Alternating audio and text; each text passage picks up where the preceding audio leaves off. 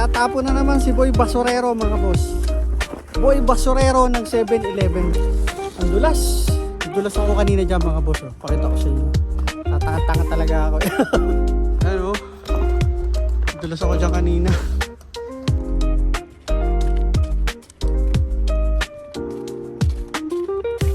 Madulas mga boss.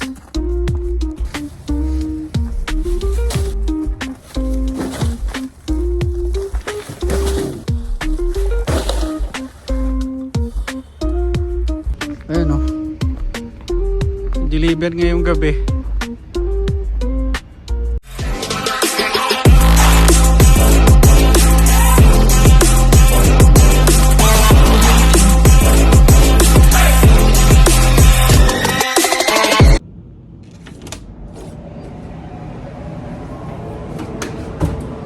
Ay nako, patamad mga boss.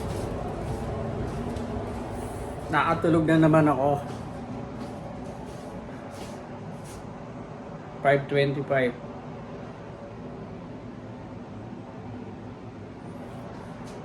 Ng hapon. Wala na naman akong part-time mga boss.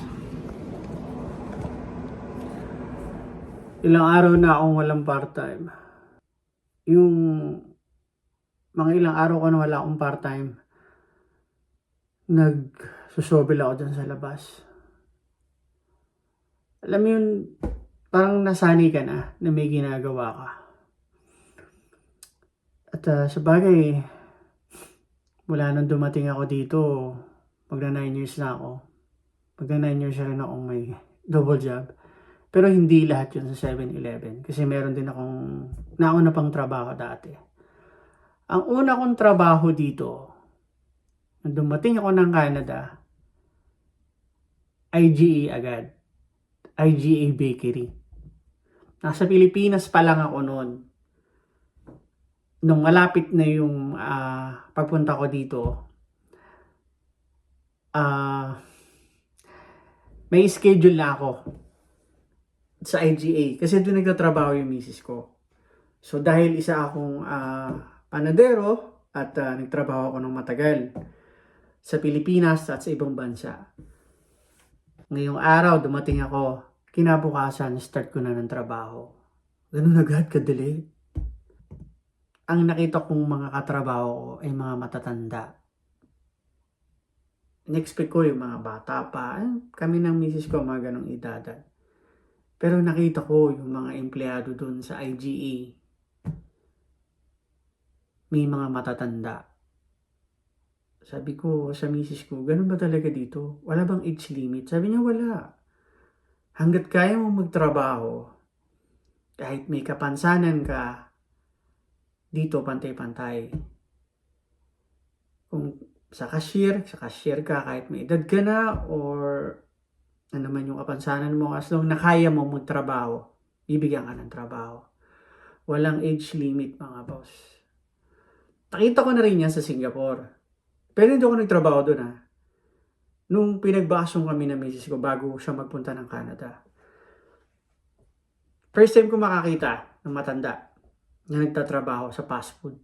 Tanda ko noon sa McDonald's. Nung kumain kami doon. Na ang nag-serve sa amin matanda. So talagang may hiya ka na, alam mo yun, mag-iwan ka ng kalat sa lamesa.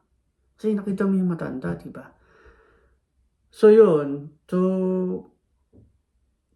at yung pangalawang beses na nakita ko, yun sa Canada na, dito na nakakatuwa naman.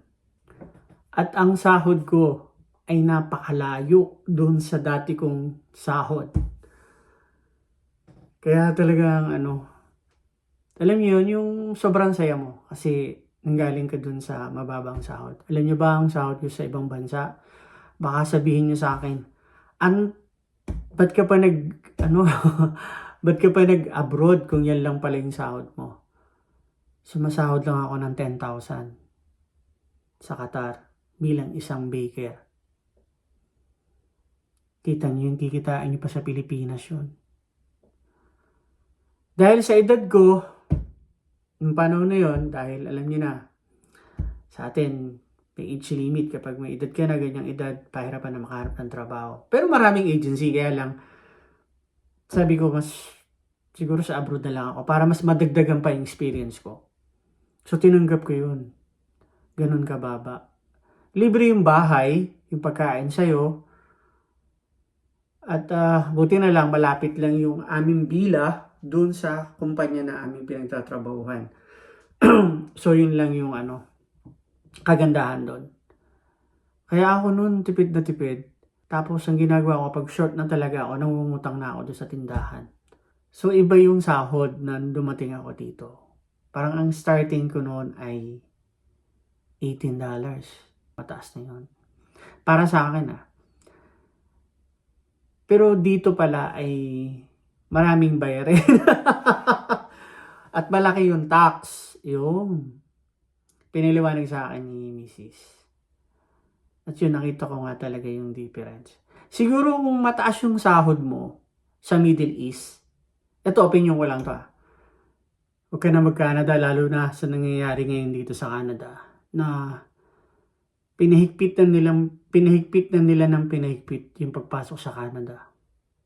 Yun ang totoong nangyayari ngayon. Kaya kung nakasibibig kayo sa vlog ko,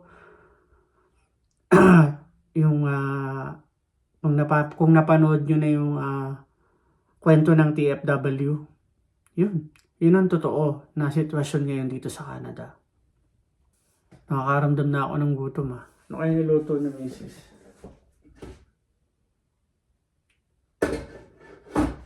Sarap ng ulam ko ngayon, ginisang toge.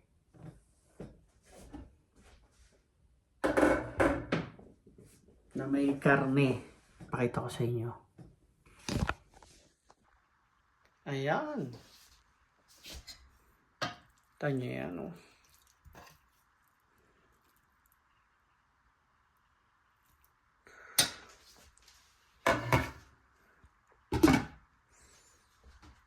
At nakasaing na rin siya. Day off kasi ngayon si Missy 7 days. So ang pasok pa niya ay Wednesday. Ayun.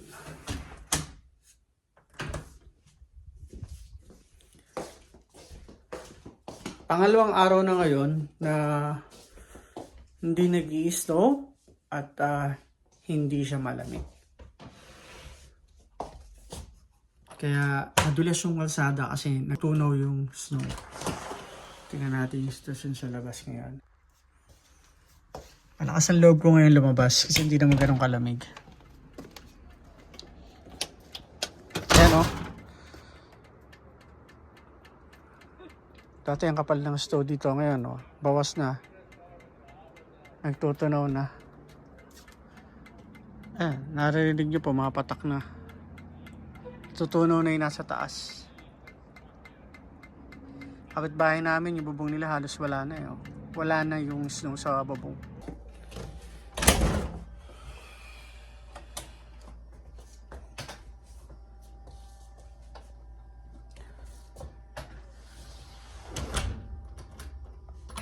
Sa part-time ko, halos ang pinasok ko lang ay 2 araw. Naka 16 hours lang yata ako. Nakakapanibago. Pero ganun talaga nangyayari. Kasi marami kami doon. So, yung iba binibigyan naman ng oras. Pero bukas, Sunday, panibagong schedule na ulit. So, nagpasa na ako ng schedule ko. Binibigay ko na yung buong isang linggo ko tapos sila na yung namimili. At halos lahat kami doon puro Pinoy na. Kaya masaya. Diba? Tulong-tulong mga boss. Alam naman natin pag nagtrabaho ang Pilipino. Iba tayo magtrabaho. Talagang trabaho. Ganun tayo mga Pinoy. Diba? Okay mga boss. Mag-washroom muna ako. Medyo alam niyo na. Babalikan ko kayo dyan mga boss.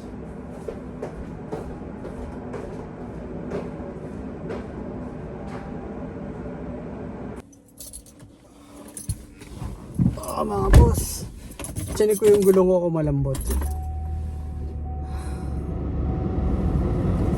Araw ng linggo ngayon mga boss, at may pasok na ako sa 7-Eleven. At papasok na ako ngayon. Alas 3 hanggang alas 10 ng gabi. Madulas yung kalsada mga boss. Mga 2 o 3 days na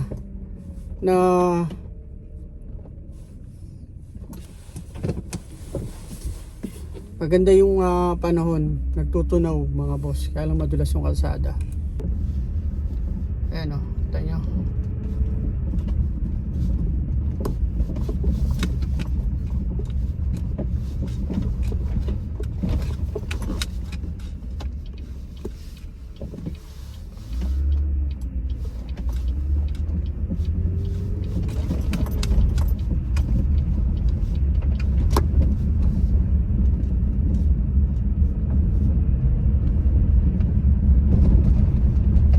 Putek.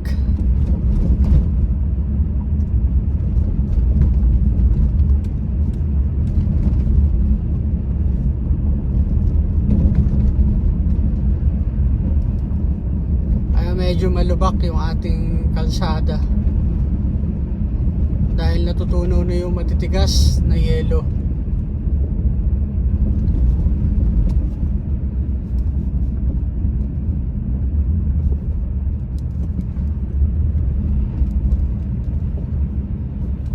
Putik na yan, oh. Magtatapo na naman si Boy Basurero mga boss. Boy Basurero ng 7-Eleven mga boss. Ang dulas. Dulas ako kanina dyan mga boss, oh. Pakita ko sa inyo. Tatanga-tanga talaga ako. Ano? Dulas ako dyan kanina. Tinula ko yung cart. Nagdire-diretso ako, pambihira.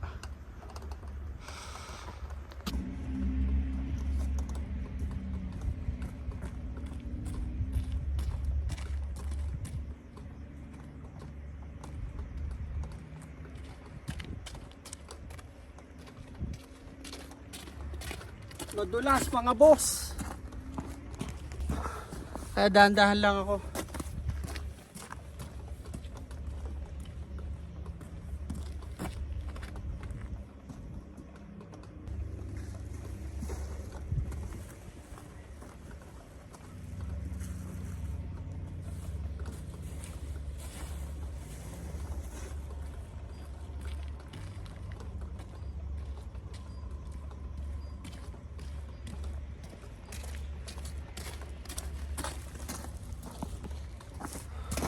Kaya pag ganitong winter, napakalaking bagay nung nilalagay nila yung mga maliliit na bato sa kalsada.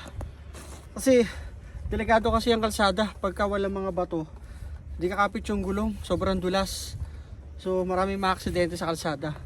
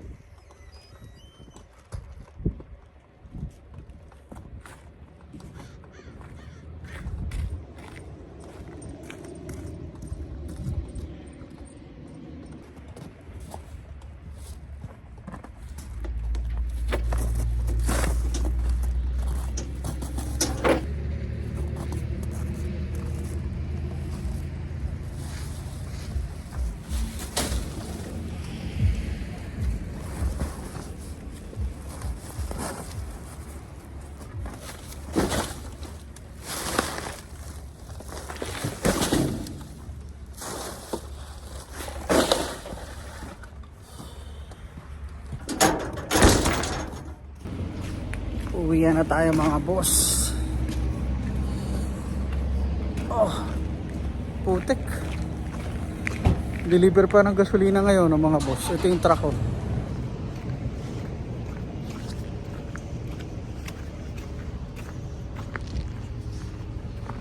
Ayan oh. Deliver ngayong gabi.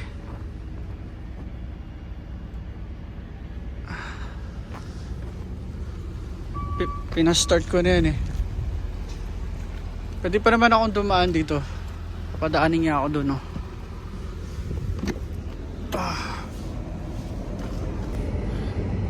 Let's go mga boss. Uwi na ako.